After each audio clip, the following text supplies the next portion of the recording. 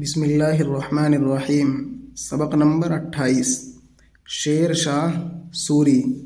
شیر شاہ ہندوستان کے بادشاہوں میں ایک عظیم الشان بادشاہ گزرا ہے جس نے ایک سپاہی کے درجے سے ترقی کر کے شاہی کا مرتبہ حاصل کیا تھا۔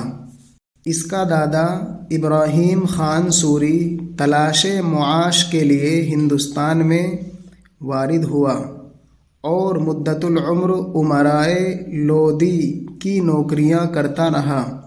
اس کا باپ حسن خان جو ہندوستان ہی میں پیدا ہوا تھا، حسن لیاقت کی بدولت ابراہیم لودھی کے عہد میں 500 سواروں کا افسر مقرر ہوا اور صوبہ بہار میں سہسرام کا پرگنہ اس کو بطور جاگیر کے مل گیا۔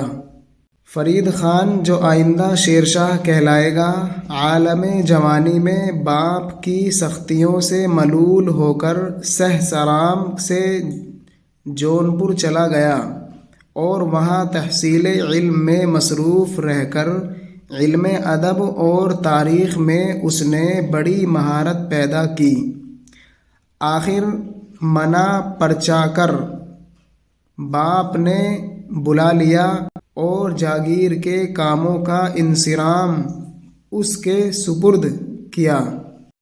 اس ہونہار نے ایسا عمدہ انتظام کیا کہ رعایا خوشحال اور باپ کا خزانہ مالا مال ہو گیا۔ باپ کی وفات کے بعد ابراہیم لودھی کے حکم سے یہ جاگیر خود اس کے نام ہو گئی۔ تھوڑے ہی عرصے بعد ایک انقلاب عظیم واقع ہوا۔ ابراہیم لودھی مارا گیا۔ مدت العمر زندگی بھر، تمام عمر تا حیات۔ پرگنہ وہ محدود حصہ ضلع جس پر ایک ضلع دار افسر ہو۔ علاقہ ضلع۔ ملول رنجیدہ، غمگین، اداس۔ منانا پرچانا روٹھے کو راضی کرنا، رنجیدہ کو خوش کرنا۔ انصرام بندوبست، انتظام۔ بابر فتح یاب ہوا، صوبے دار بہار خود مختار بادشاہ بن بیٹھا۔ اب فرید خاں بہار کے نئے بادشاہ کا ملازم ہو گیا۔ ایک روز تلوار سے شیر کا شکار کیا۔ اس دلاوری کے صلے میں شیر خاں کا خطاب پایا۔ پھر شاہ بہار سے ناچاقی ہو گئی تو آ کر بابر کے ہوا خواہوں میں داخل ہو گیا۔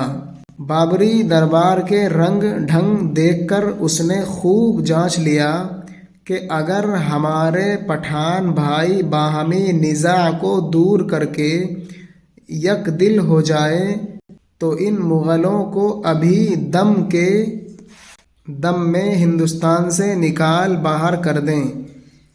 اس کے احباب نے یہ باتیں سنی تو جوانی کی ترنگ سمجھ کر اس کا مضحکہ اڑایا۔ بالجملہ وہ بابری دربار سے مایوس و متنفر ہو کر بلا رخصت چل دیا اور پھر دربار شاہ بہار کا تقرب حاصل کیا۔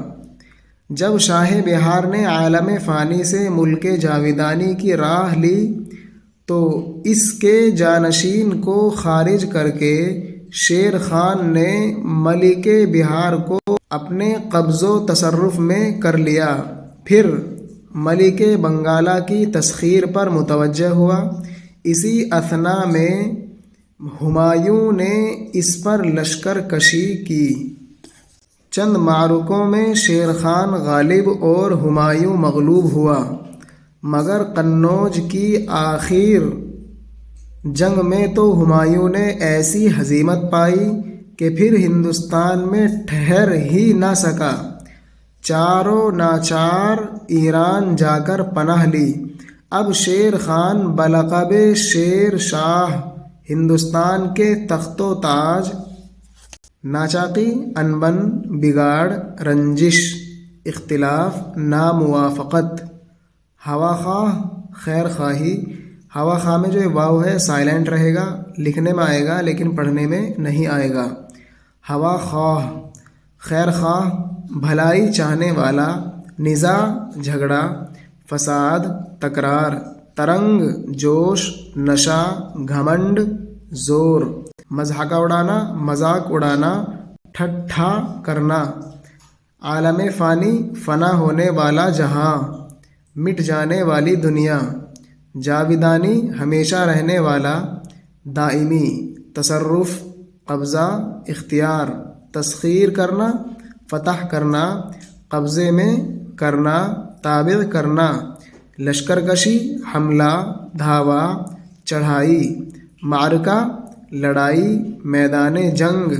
ہزیمت شکست، ہار. اس لفظ کو شکست پڑھا جائے، صحیح تلفظ شکست ہی ہے. کا مالک ہوا اور جو منصوبہ اس نے باندھا تھا پورا کر دکھایا. اس بادشاہ کو ایجاد قوانین کا بڑا ملکہ تھا. رعایا اور کاشتکاروں کی سرسبزی کو ہمیشہ مد نظر رکھتا. کسی ملک پر چڑھائی کرتا تو کسانوں کو آزار نہ پہنچاتا. زراعت کی پامالی کا عوضانہ دلاتا. عدالت گستری میں چاہے اس کا عزیز و قریب ہی کیوں نہ ہو کسی کی رعایت نہ کرتا. راستوں کی امن و حفاظت کا خوب بندوبست کیا تھا. کوئی تاجر اثنائے راہ میں مر جاتا تو اس کا مال اس کے وارثوں کو پہنچاتا. فوج کے گھوڑوں پر داغ لگانے کا قاعدہ اسی نے اختراع کیا تھا. خیرات خانے اور سرائے بکثرت تعمیر کرائیں. کاروانوں کی آمد و شد کے لیے عمدہ سڑکیں بنوائیں.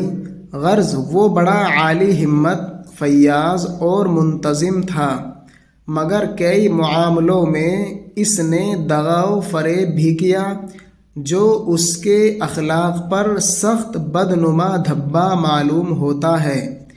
اس کی موت قلعہ کالنجر کے محاصرے کے وقت اس طور سے ہوئی کہ غنیم کا گولا اس کے میگزین میں پڑا جس سے اس کا بدن پھک گیا. اس نزاع کی حالت میں بھی وہ اپنی فوج کو قلعے پر حملہ کرنے کا حکم دیتا رہا، اور جوں ہی فتح کی صدا اس کے کان میں پہنچی خدا کا شکر ادا کیا اور پھر سانس نہ لیا. ملکہ لیاقت و استعداد، ہنر میں استادی، تجربہ. مد نظر، پیش نظر، نظر کے سامنے. عوضانہ بدلہ. عدالت گستری، انصاف کرنا. داغ لگانا، محاورہ، یعنی داغ لگانا محاورہ ہے. اس کا مطلب ہوتا ہے کسی دھات کے ٹکڑے وغیرہ کو گرم کر کے علامت کے لیے گھوڑے یا غلام وغیرہ کے جسم پر نشان ڈالنا. اختراع، ایسی چیز دریافت یا ایجاد کرنا جو پہلے سے خیال میں نہ ہو. کارواں، قافلہ، مسافروں کی جماعت، سوداگروں کا گروہ. آمد و شد، آنا جانا. منتظم، انتظام یا اہتمام کرنے والا، بندوبست کرنے والا. میگزین، سامان جنگ اور رسد وغیرہ کا گودام. اسلحہ خانہ، فوجی سامان رکھنے کا کمرہ. پھک جانا، پھٹ جانا، ٹکڑے ٹکڑے ہو جانا.